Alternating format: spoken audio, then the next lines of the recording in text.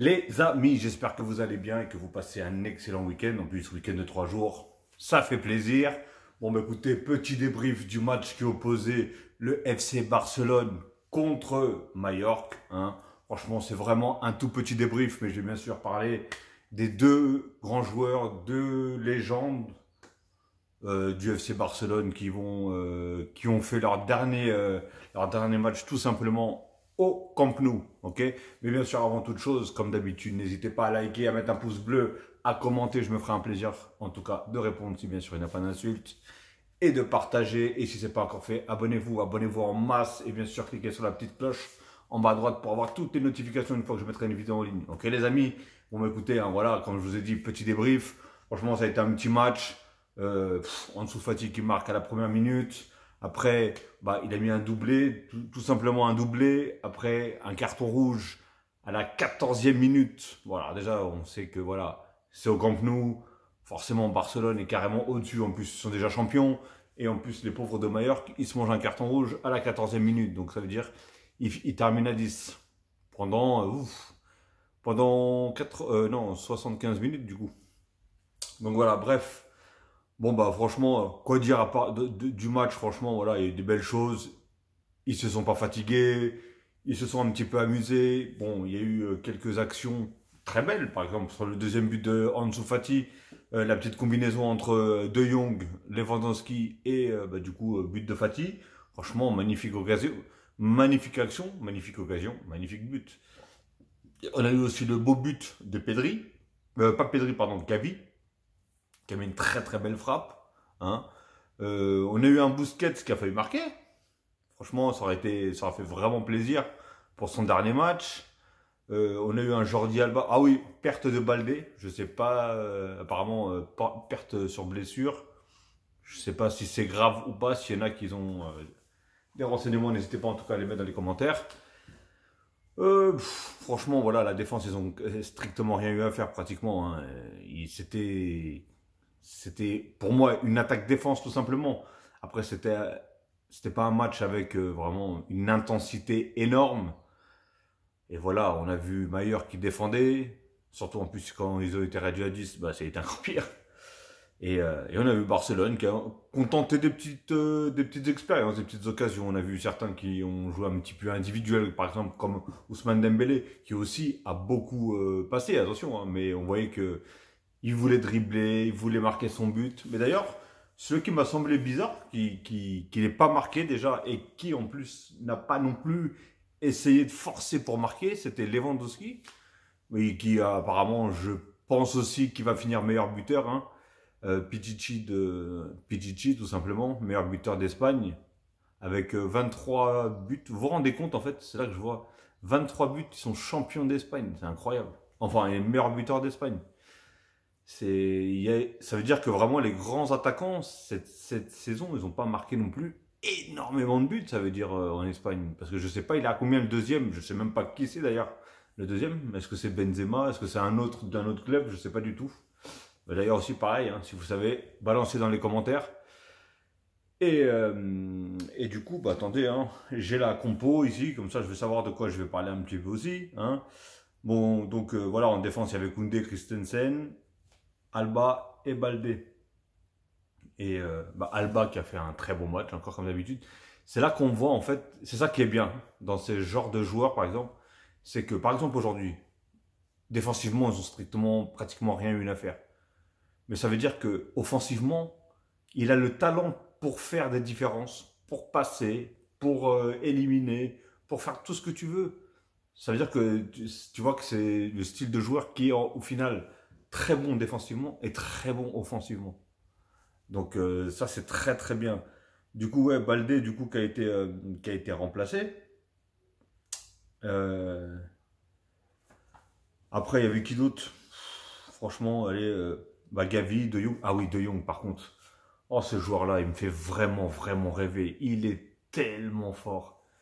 Je l'ai vu dans plusieurs occasions et en fait tout ça sans forcer, c'est ça le pire, sans forcer. Après comme je vous ai dit, c'est pas un match avec il n'y a rien à gagner derrière. Réellement, il n'y a rien à gagner, à part tu remontes tes stats au niveau des buts si tu marques, mais à part ça, rien du tout, parce que je crois que Mayer, qu'ils étaient pas, si je me trompe pas, ils n'étaient pas au niveau du maintien. Ils étaient, enfin, ils sont maintenus tout simplement en Liga encore.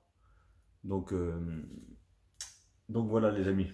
Sinon, alors à part ça, voilà, Alba, Baldé, Gavi qui a fait un bon match aussi. Franchement, ils ont fait un bon match. Comme si vous avez pu voir le match, voilà, c'était très très bon. Et sinon, on va parler bien sûr maintenant des deux joueurs, hein, deux joueurs qui sont, comment ça s'appelle, Jordi Alba et Busquets. Hein. Franchement, ces deux joueurs, alors déjà Busquets pour moi c'est une légende du Barça. Il a fait partie du meilleur milieu qui a existé, en tout cas de mon temps. J'ai 42 ans, hein, donc j'en ai vu passer. Hein. Et pour moi, j'ai jamais vu un milieu de terrain aussi fort que quand il y avait Xavi, Iniesta et bien sûr Busquets. Comme l'a dit tout à l'heure Da Fonseca, c'est pas un joueur rapide, c'est pas un joueur puissant, mais il a une telle intelligence. Tu sais que quand il a la balle au pied, il y en a beaucoup qui le disent, hein, des adversaires qui disaient que pour prendre il y a des joueurs qui sont très difficiles, à qui c'est difficile de prendre la balle. Et dans le classement, il y avait bien sûr Busquets, Sergio Busquets. Et franchement, et c'est vrai, il a un style de jeu. Et de toute façon, dans toutes mes vidéos, vous avez pu l'entendre. Et j'ai toujours dit, Busquets, il est énormissime quand le Barça a la domination, à la possession de balle, à la domination. C'est sûr que si tu tombes sur un Barça où ils doivent courir parce que les autres, ils jouent en contre-attaque, et forcément, Busquets, voilà, là, dans ces moments-là, il a la ramasse. Ou si ça joue pas, on une touche de balle, ou si il n'y a pas de mouvement, quoi que ce soit, oui, voilà. Mais sinon, si ça joue vraiment à la manière barcelonaise, Busquets, c'est un vrai crack. Le mec, c'est un vrai crack. Il te fait des transversales, des passes. Il est tellement intelligent, il a une vista exceptionnelle. Franchement, je peux vous dire un truc, hein. Ils vont avoir beaucoup de mal à remplacer Busquets. Il y en a beaucoup qui disent que, à la base, normalement, c'est De Jong qui devrait remplacer Busquets. Mais moi, personnellement, De Jong, je le trouve. Après, il est bon, bien sûr, au poste de Busquets, très bon même. Mais moi, je le préfère limite un peu plus offensif. Donc après, on va voir comment ça va se décider. On a aussi Gundogan, normalement, qui devrait venir. Alors, je ne sais pas s'il y a d'autres recrues, s'il y a des départs. Enfin, voilà, il y a les deux départs, Busquets, bien sûr, et Jordi Alba, je ne sais pas. S'il y a d'autres départs, je ne sais pas non plus si Lionel Messi va revenir. À voir, franchement, à voir. Mais voilà, il faut vraiment qu'il se calibre bien. Il faut vraiment qu'il reparte sur une bonne ère. Parce que du coup, maintenant, voilà, on a deux grands joueurs qui sont partis. Et déjà, cette saison-là, j'ai vu que Xavi a fait une chose de bien. C'est qu'il a quand même fait jouer les Busquets et les Jordi Alba. Mais il a essayé de commencer à construire déjà pour la saison prochaine. Voilà, et il construisait pour la saison prochaine parce que voilà, il savait que les deux allaient partir et qu'il fallait déjà commencer à faire rentrer les autres joueurs dans ce système-là. Et après voilà, Jordi Alba, ça va être soit Baldé ou soit Alonso, hein, Marco Alonso. Je pense que il y a quand même une meilleure, je pense, au niveau de Baldé, mais il n'y a toujours pas d'arrière droit en fait. Il n'y a pas de piston droit. Donc je sais pas, est-ce qu'ils vont laisser Baldé piston droit du coup, et enfin à droite et comment s'appelle Marco Alonso à gauche, du coup à la place de Jordi Alba, je sais pas du tout. Est-ce que même ils vont le garder? Je sais pas. D'ailleurs, je sais pas trop ce qui valait réellement cette année, enfin cette saison, le Marco Alonso, parce que je suis pas sûr qu'il ait énormément joué. Christensen, moi je l'ai trouvé assez correct, hein. Franchement je l'ai trouvé bon. Les matchs que j'ai vus du Barça, et comme je vous dis, hein, voilà, moi je suis un supporter du PSG, mais franchement j'ai beaucoup regardé le Barça, et je peux vous dire que Jordi Alba, même je me rappelle déjà à l'époque de Lionel Messi, hein, où il faisait marquer beaucoup de buts à Jordi Alba. Il construisait beaucoup avec Jordi Alba. Et Busquets aussi, comme d'habitude, hein, au milieu, c'était... il faisait tourner la marmite. Il faisait tourner la marmite, comment ça s'appelle, Busquets au milieu. Et voilà. Et je vous dis, il est tellement intelligent. Il a une certaine vision, une intelligence de jeu On n'en trouve pas beaucoup des comme ça. On peut dire ce qu'on veut. Hein. Moi, j'ai pas critiqué Busquets parce qu'on peut pas le critiquer ce genre-là.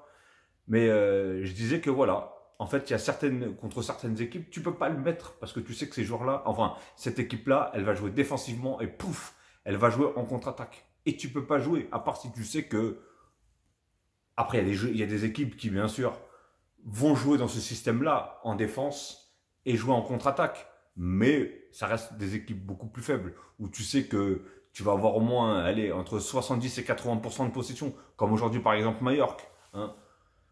Donc là, oui, tu peux le faire jouer. Mais par exemple, il y a eu une période où le Real de Madrid jouait beaucoup comme ça. Il jouait défensivement et pouf, il jouait en contre-attaque. Et mon gars, quand t'as, comment il s'appelle, Rodrigo d'un côté, Vinicius de l'autre, les mecs ils vont à 200. Donc forcément, comme je vous ai dit, la rapidité de Busquets, ben, elle n'a jamais été non plus énorme.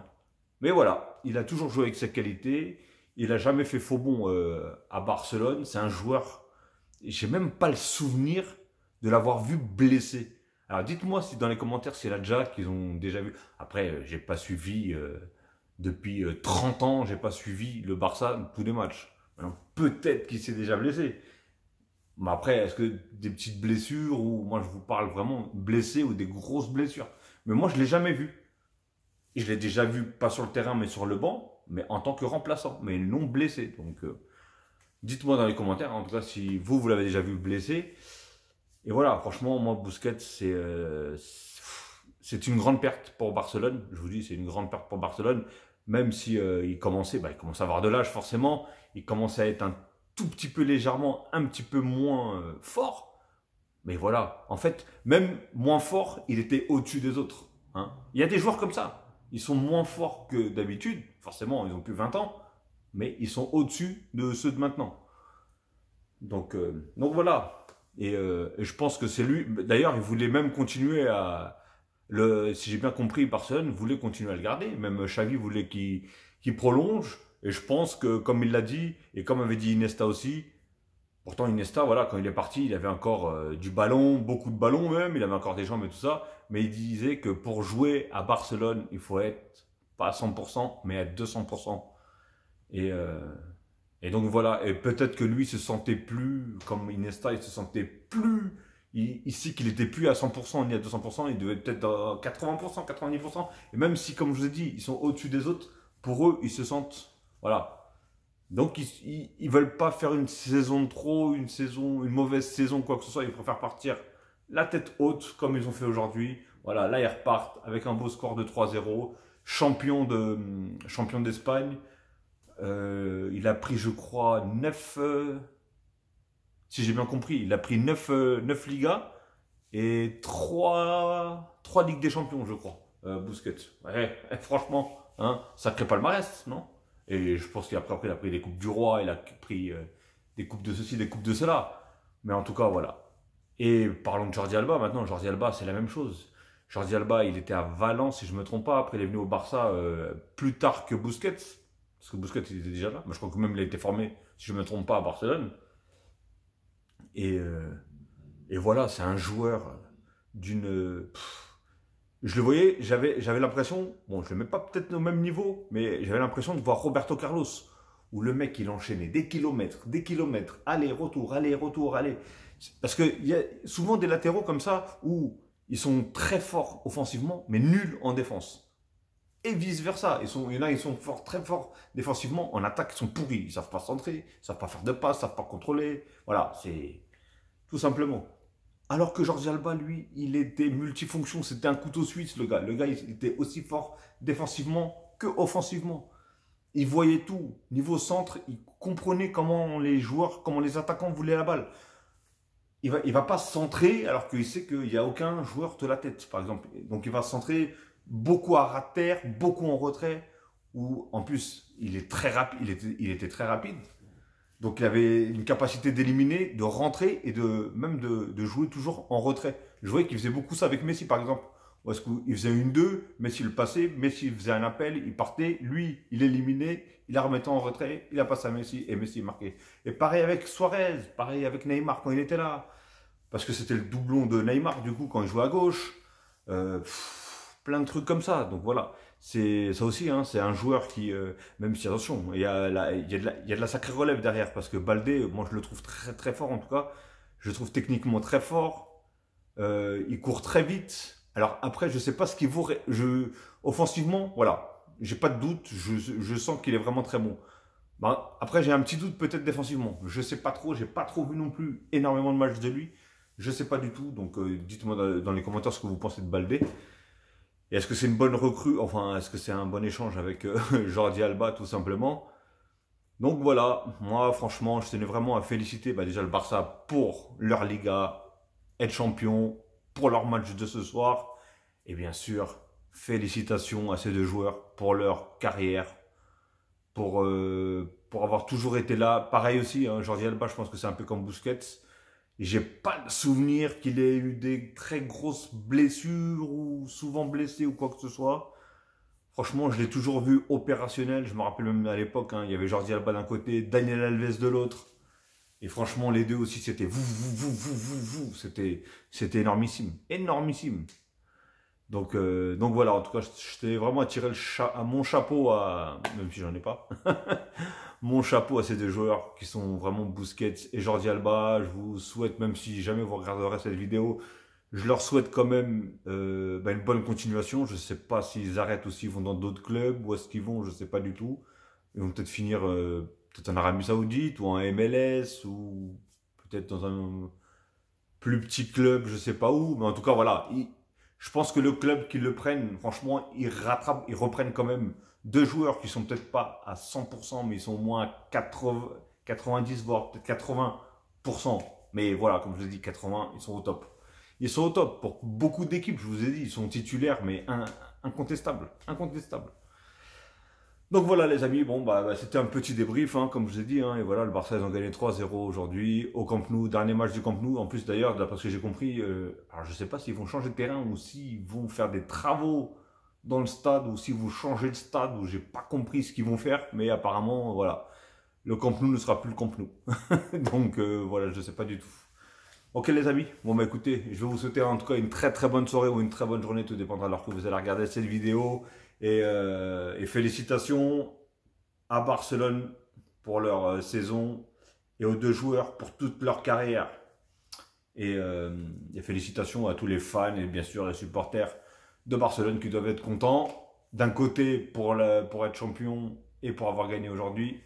Et bien sûr, peut-être un peu plus triste pour les deux qui s'en vont, qui sont vraiment deux très grands joueurs. Ok les amis, bon allez, je vous dis ciao, à la prochaine, et à prochain débrief, on verra ce que ça sera. Ok les amis, ciao.